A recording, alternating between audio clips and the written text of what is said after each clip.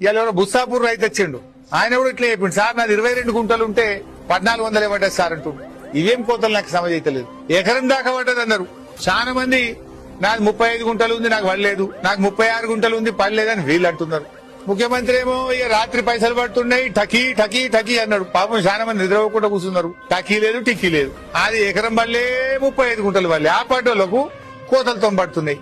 ఇక ఆడెన్నో చెక్ ఇచ్చిండు ఏడ మహబూబ్ నగర్ లా 2750 కోట్ల రుణమాఫీ చెక్ ఇచ్చిన నిన్నాడు నవంబర్ 30 నాడు రేవంత్ రెడ్డి మహబూబ్ నగర్ లో చెక్ ఇస్తే ఇవాళ ఫిబ్రవరి 9వ తారీఖు ఇవాళకి ఆ చెక్ ఇంకా బ్యాంక్ లో పట్టలేదు. మరి డమ్మీ చెక్ ఇచ్చినవా, డూప్లికేట్ చెక్ ఇచ్చినవా, చెక్ బౌన్స్ అయిందా, చెక్ ఫెయిల్ అయిందా, ఉత్తుత్త చెక్ ఇచ్చినవా?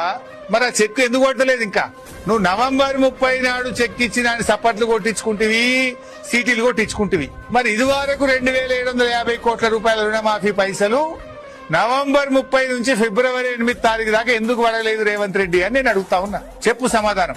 రైతు బంధు ఎకరం అంటే పడకపాయ్, కనకవ్వకు 4650 పడేది ఉంటే 1650 చేస్తేవి. కొంతమంది కొత్త పాస్ బుక్లు వచ్చినాయి ఈ మధ్య భూమి కొనుక్కున్న వాళ్ళకైతే అసలే పట్టలు.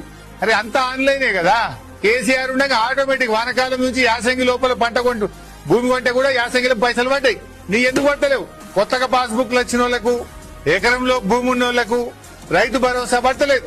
వెరిఫై చేయండి, ప్రతి రైతుకు ఇవ్వండి అని చెప్పి నేను ఈ రోజు డిమాండ్ చేస్తా ఉన్నా.